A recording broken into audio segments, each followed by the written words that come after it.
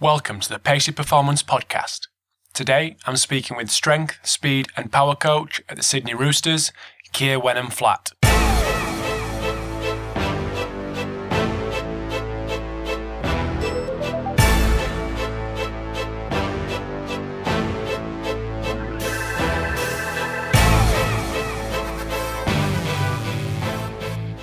Right, welcome to Pacey Performance Podcast Episode 2. We've gone international for this episode and we've got Keir Wenham-Flatt coming all the way from Sydney. So welcome, Keir.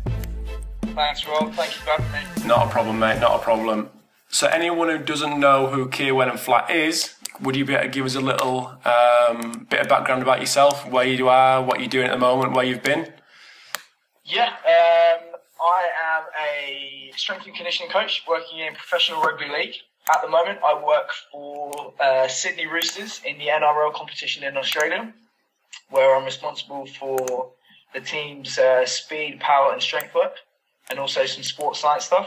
Cool. I immigrated to Australia thanks to my Australian girlfriend in June of last year. And shortly after I arrived, I was lucky enough to go work with Argentina Rugby Union for the Southern Hemisphere Championship. Nice. And then before that, when I was in England, I worked for a few different teams in Rugby Union, London Wasps, where I was in charge of the academy, strength and conditioning, and then also Rotherham Titans and London Scottish in the Championship. Nice. So going from Rotherham to Sydney, a little bit of a jump. How did things come about with regards to moving from Rotherham to Argentina?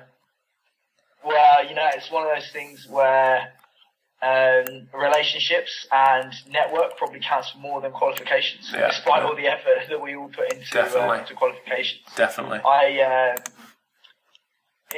One job always led into the other for me. It took me a long time to get an initial internship. It took me 2 years of applications to get an internship with Wasps, and even then that was in the back door working with the academy. Yeah. But it was from that internship that I became an assistant there. And then from that became head of academy. It was through Wasps that I worked at London Scottish. And it was through a guy that I worked at London Scottish with that I ended up moving up to Rotherham. And the Argentina job came about through Athletes Performance, who serviced that team. Okay. And it was only because I did the international mentorships in London through another connection of mine that I met AP. AP, like me, I did the job. And the Sydney job came about through a lecture that I did at the University of Bolton. Right. I posted that up on YouTube. Yes. And I remember. I watched it. It got around. I actually had lunch with a guy from Sri Lanka who's watched that lecture. So okay, nice.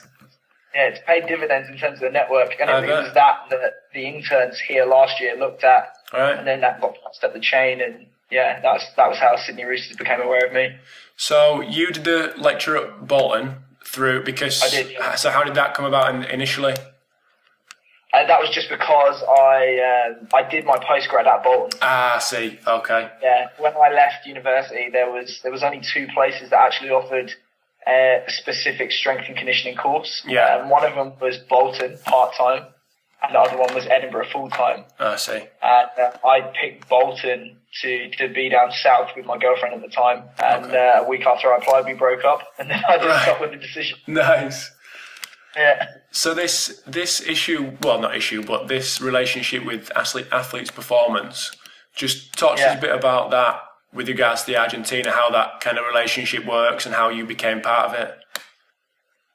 Well, the way AP work is that they have a sort of a methodology to what they do. It's not like a specific method where, there is the AP way of doing things. The AP stuff is more of a philosophy. Okay. So they'll have a certain structure of how they approach each session. Yeah. And they'll have a structure to how they approach the year. And their big thing about their philosophy is how do you take their stuff and make it work for you? So if there's something out there, can you evaluate it on its merits and include it in your own programming? And that's what they've tried to do with the Pumas. And, a lot of people remember the 2007 World Cup, which is where the Pumas came third, sort of out of nowhere. that was the first year that the Pumas had begun to work for AP. So it's been a massive part of their prep ever since. And, for me, it was as simple as a guy called Rob Walsh, who's a lecturer at Middlesex in rehab science, also a strength and conditioning coach at Harrow School, told me that AP were coming to London in 2011. And I just attended that course there for, I think it was a week or 4 days. Right. Got on really well with the coaches, stayed in contact with those coaches, networking and relationships. Yeah. And then nearly a year later, I went out to do some work for rugby sevens in one of the Chinese Olympic centres, right. which didn't work out. But then continuing that relationship, I was in the right place at the right time when the Pumas job came up last year. Very good. So this athlete's performance in London, was it just a seminar, or was it a course that you paid for? They call it an international mentorship. Right. There's 4 levels. The first level, which was the one that I did in 2011, is basically the grounding in how they do things. So they break all their sessions down into different components. So they have what they call pillar prep, which is basically you're trying to address what most people would call the core, and you're trying to improve deficits that you have from the functional movement screen. Okay, because for them, that's the foundation of training. If that isn't right, everything else that you put on top, which is the sexy stuff like strength and speed, doesn't work. Okay. Then they do stuff like linear speed, multi-directional speed, which is a real big area that I think a lot of coaches miss out on. Definitely, without a doubt. They do, regeneration, everything, and then it's real hands-on stuff as well. And then I've done level 2 as well. I've not done 3 and 4 yet because you actually have to go to the center in Arizona there. So it's a big deal to do the 3 and 4. Yeah, of course. So did you was the thought behind you doing it just your own education, or were you kind of half your eye on networking as well?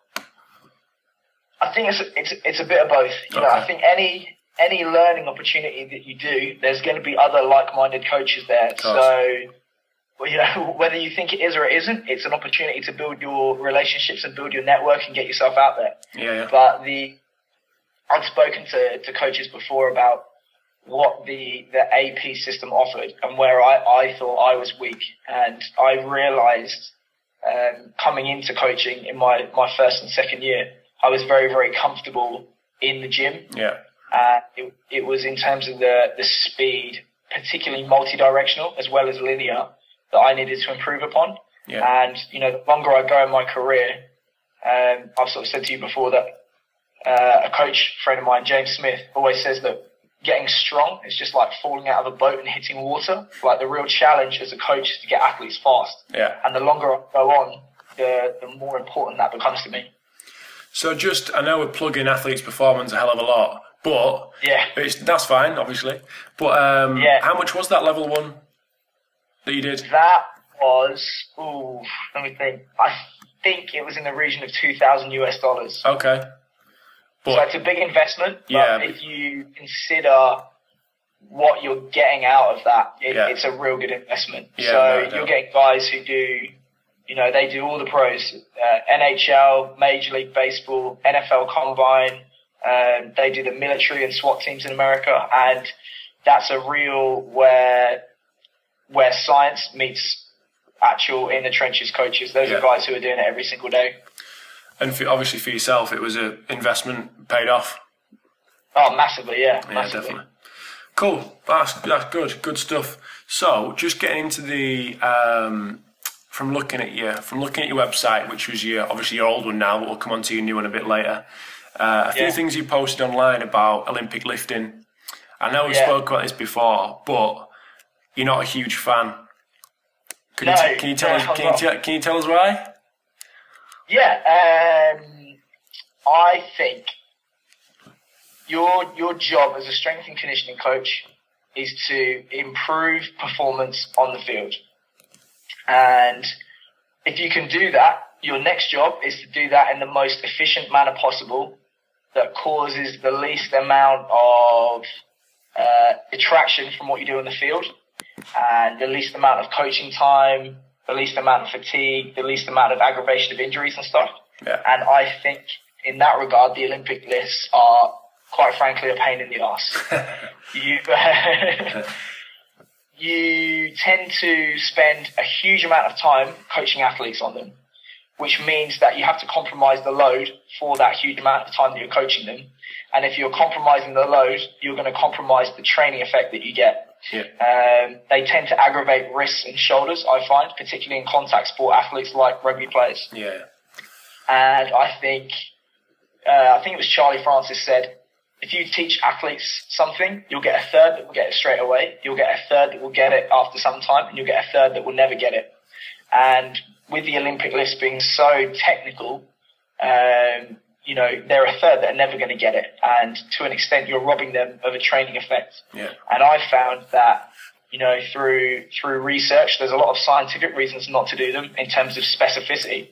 But in terms of my own experience, you can still develop, you know, elite level speed, power and strength without using those, and using a lot more simple tools like plyometrics, jumps and medicine ball throws. So you just mentioned a couple there, but how, if you're going to go into a bit more depth in the alternatives that you use with your guys and from your experience, what would they be? You've mentioned plyos and medicine balls, but more specifically, how would you make that transfer? Well, you know, the number one goal, I think, I'm a real big guy on the Soviet methods. I think the Soviets cracked it 50 years ago or 40 years ago, minus the drugs, obviously. Yeah. No, they're incredibly logical about how they train. It's not about dogma, it's about what works. So the number one goal in the Soviet system is speed of movement. So how quickly can you execute your sporting skills? You know, if you pass more quickly, the ball goes further. If you run more quickly, you're outrunning someone. If you run more quickly into contact, you're going in with more momentum and so on. So speed of movement is the goal. And obviously with rugby, we're a running-based sport. And how do we increase running speed? We increase horizontal propulsive forces and we minimize horizontal braking forces. So the big thing for me is, you know, where are we producing force with the Olympic list? We're producing them vertically. So in terms of specificity, they're not actually that specific to increasing running speed. Whereas with jumps, you know, say broad jumps, standing triple jumps, medicine ball throws with horizontal force production, plyometrics with horizontal force production, I think we're able to train to improve running speed in a lot more specific manner through the direction of force, the contact time over which it's applied, the movement velocity, and what the Soviets called the regime of muscular work, so the contraction type and the degree of muscular stretch that's involved. Very good. So if you came to a team that was kind of heavily influenced by the Olympic lifts, would you, from your experience, would you come in and try to change things, or because they're quite competent in their execution of the Olympic lifts, would you carry on with that? How would you kind of deal with that kind of situation?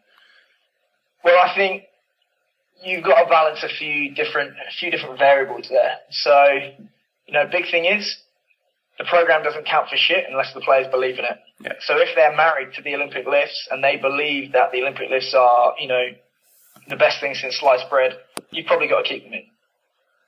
Yeah. If you're going to keep them in, I think you have to try and just coach them in a simple manner, you know, not get excessive with things like double knee bend and maybe doing the full lifts on the floor. Yeah. If you can sort of truncate them a little bit and maybe do, you know, from the hang or power variations, that's probably going to play into your hands as a coach in terms of coaching time. However, with that said, in any team, you're always going to find athletes who are a little bit more forward thinking in their approach to training, that are going to try and adopt newer methods. And it may be that you can slip those into the programs of those athletes. Yeah. And then other athletes maybe start to notice, oh, hang on, they're getting exactly the same results with me. And it takes them 30 seconds to learn an exercise versus 6 months and they still haven't got it. Yeah. Okay. No, very good. So you mentioned a little bit before about speed. When it comes to, and you mentioned the guy I'm going to talk about, but you mentioned Charlie Francis and the influence he's had on you. When did you come into, not into contact, but hear about Charlie Francis' work, and what kind of influence has he had on you? Yeah, well, the two coaches who've been a massive influence on me are Buddy Morris and James Smith. Now, both these guys coached together at the University of Pittsburgh. Buddy Morris has coached the University of Pittsburgh. I think he coached the Cincinnati Bengals. He's now head at the University of Buffalo. So he's done it all. He's been in the game for 30 years, and he's one of the smartest and most practical coaches that I've read. Yeah. He brought James Smith into the University of Pittsburgh, who's I call him the Rain Man of strength and conditioning. He's got a ridiculous memory. He's incredibly intelligent. And he's worked at Pitt. He's worked at Portugal Rugby Union. These guys are massive influences on me. And their massive influence is Charlie Francis. Yeah. So it was sort of through those guys that I discovered Charlie Francis and delved deeper into his stuff. And I think Charlie Francis is the shining example of how to take real complex concepts like, high intensity CNS stresses, training load, biomechanics of running, and just break them down incredibly simply so that his athletes can take it on board and make it work in the real world. And if you look at his track record in the 80s with Canadian athletics, a lot of people who don't know what they're talking about, I think, just point to drugs and say that was the reason Ben Johnson succeeded. Yeah. But, drugs are a fact of elite level athletics, and everyone was on drugs then. So to me, the way you explain his unparalleled success is because he was an incredibly good coach. And even if you're not a track and field coach, you have to pay attention to those principles and see how you can make them work in your sport. Definitely. I mean, like I said to you before, I got to know Charlie Francis through you, actually. So I read The Speed Trap, and you don't realise that so many people at that time, it was a level playing field because the level playing field was doped up, and there was so many drugs, so much drug use about, it's just unbelievable. But yeah, so we got, obviously keeping on the speed theme, like you said before, S&C coach has been comfortable in the gym. What kind of stuff do you implement with your guys in Sydney that's kind of not in the gym but still speed based? So, Soviets again. I mean, most of this comes from a book called Special Strength Training Manual for Coaches by Yuri and Natalia Verkhoshansky. So there's another plug. Yuri Verkhoshansky is now dead, but his daughter Natalia is a PhD in her own right, and I spent 5 days with her and some other coaches last year in America, and it's been a huge influence on my development as a coach of speed. And what the Verkhoshanskys and the Soviets talk about is the combination of what they call motor potential, which is your ability to produce force through the CNS and the neuromuscular system, but also technical mastery. So that is how well can you actually apply the force that you have. Yeah. And, they're two equally important factors to running fast. Now, if you were to ask the average strength and conditioning coach, what do you need to run fast? They would only mention motor potential. Mm-hmm. And where I try and distinguish myself, and this is where athletes' performance are excellent as well, is in the they call it movement skill, the application of your potential to produce force, because that's the real difference for me. The best runners, when they run, they look tidy. Yeah. Everyone else tends to look ugly. Yeah. No, that's good. I mean, with your getting to America, just going back to the whole networking relationships thing, how did your trip to America come about with Verkhoshansky? This was even more obscure. Right. So, go. This is going to be a long one. Right. In 2010, I wrote an article about what to do if you don't have a prowler. And it was this genius idea, tongue-in-cheek, where you switch off the treadmill and just push the belt around with your feet. Nice. And that actually got received quite well on the website that I posted up to, which was Elite FTS, which is another fantastic website. You need to check it out, which is where Buddy Morris and James Smith both post. And about a year after I wrote that article, I got an email from an editor at Muscle and Fitness, and he said, "I've just read your article. I like it. We want to interview you for the magazine and write it up." Right. So we did the interview, and this was around the same time that I was considering doing the Athletes Performance Mentorship. Yeah. And obviously the guy's American, so I said, do you know anything about AP? Is it good? Should I invest in the course? And the guy said, well, I don't know, but I can put you in contact with a guy who does know. And it was another editor at the magazine. We emailed back and forth, asked him some questions, and it turns out it was a guy who posted on Elite FTS. A couple of months later, I sent him an email about block periodization and all the Soviet methods. Mm-hmm. And he said, look, rather than me just explain these methods to you and you get confused, how about you come out to a seminar in Virginia in 4 months? I'll get you in for free. All you need to do is fly in. So, I booked the flight, flew in, complete stranger. I met him, and I met the fitness editor of Muscle and Fitness, and we spent 4 days in a hotel in the States. Nice. So another little example of good networking, good relationships. Every single opportunity you get offered, never say no. Definitely. Even if that, I wasn't an intern. I was an assistant then. Okay.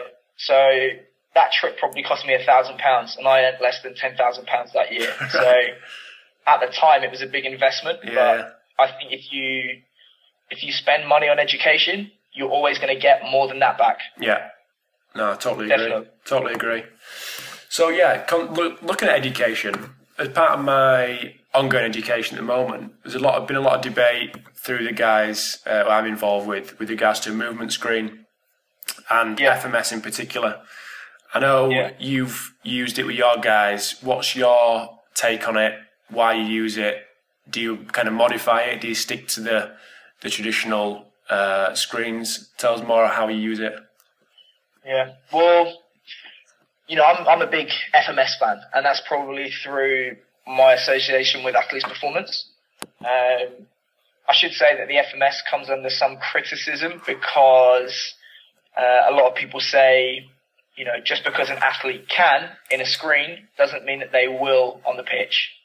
And the FMS doesn't account for the fatigue that athletes experience on the pitch, and that's when movement starts to break down. Mm. Or if someone becomes aware of their score in an FMS, or what scores a 3 or what scores a 2, that changes the score. Yeah. However, with that said, the great thing about the FMS for me is it's a system, and it allows you to organize your thoughts, because I'm guilty of it still. Every coach out there overthinks things, and they get analysis paralysis. So what the FMS does is it helps you to red flag some things that you think might go wrong. It helps you to devise a plan of attack in terms of what you think is going to address performance in the quickest manner possible.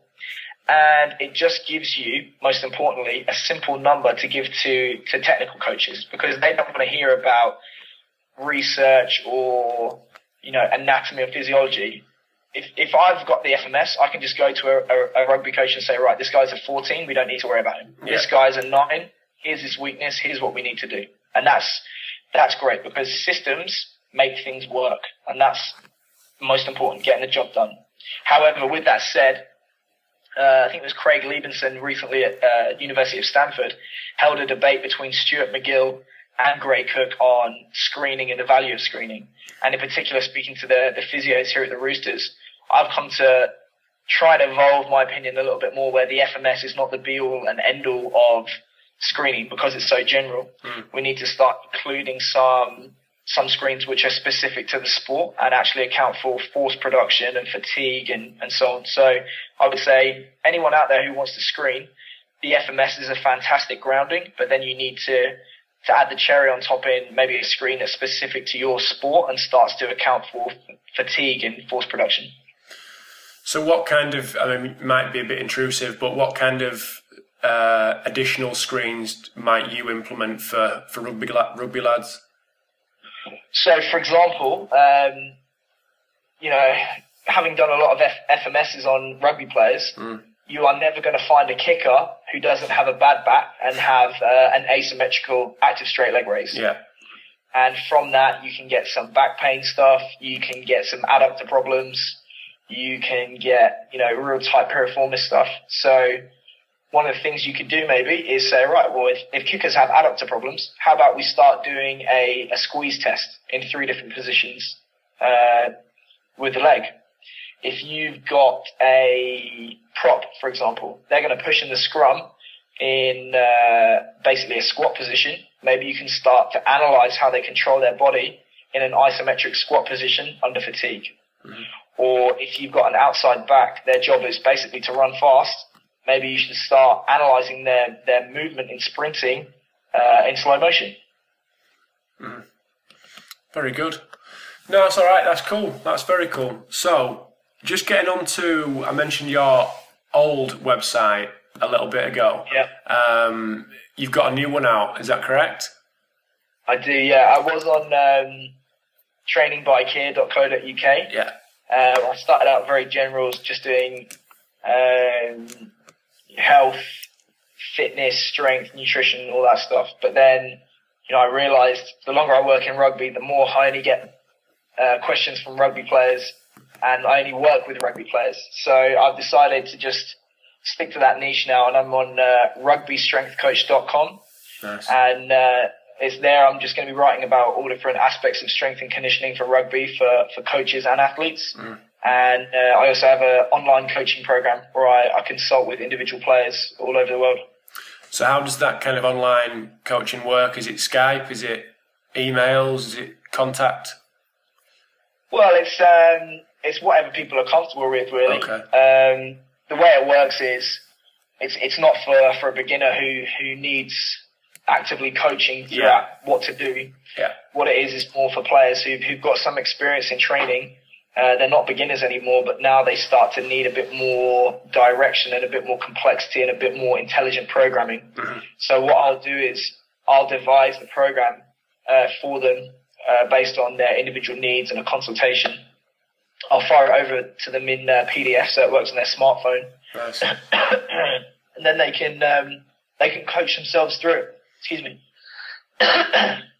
So then once a week we check in via email or Skype or whatever, and we just adjust the process from there. And that's where I sort of earn my money, because everyone knows that every program works, but nothing works forever. So it's what you do when the program stops working. No, that's good. That's very good. So just mention that again, that website? It's rugbystrengthcoach.com. Nice. So if people just turn the tables a little bit. So you've been out there as an intern, looking for, working from the best people, getting yourself out there. If some people wanted to make contact with you, with your background, with your experience, how could people go about that? They can get me through the website, rugbystrengthcoach.com. They can get me on Twitter, same name, and they can get me on Facebook, same name. So people are right to get in touch with you if you've got a couple of questions that maybe want to answer it? Please do. Yeah, please do. I get, it wasn't my article, but at the end of my internship, I did an interview on Nick Grantham's. Oh no, I didn't. Sorry, it wasn't an interview. I wrote an article called 7 Lessons I Learned as an Intern on Nick Grantham's blog. Okay. Hello? Oh, hello. Lost connection. Hi, mate. Hi, mate. Okay. Yeah, cool. Where did I get cut off? You just got cut off when you just were talking about your blog with Nick Grantham.